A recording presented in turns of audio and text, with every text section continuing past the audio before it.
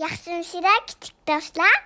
Bugün biz oynaydıgan barabamu degan narsani birga aytpaqaylikmi? Aqtaş, köktaş, daryo bo'yi suzuktaş, sening bilan men adaş, oynaydigan barabamu, oynaydigan barabamu.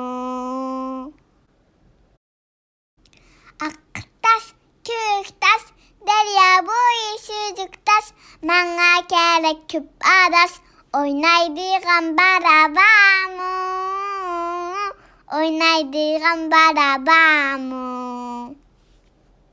Borsak aça singildek, uyun bular uyundek, uruşmaydı çücidek, oynaydigan barabamu, oynaydigan barabamu.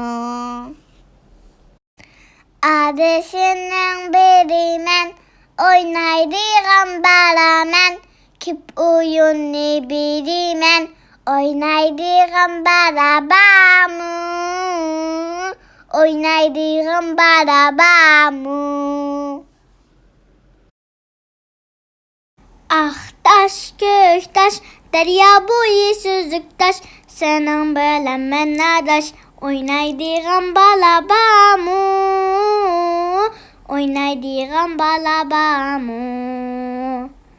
Aqtaş, köktaş, daryo bo'yi suzuktaş, manga kerek ko'p adaş, oynaydigan barabamu, oynaydigan barabamu.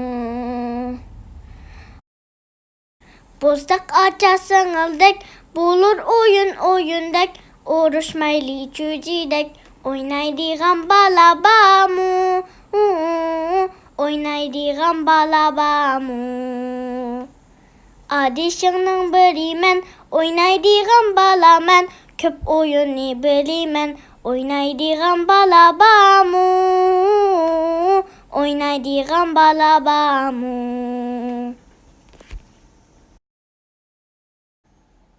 Qanday küçük dostlar?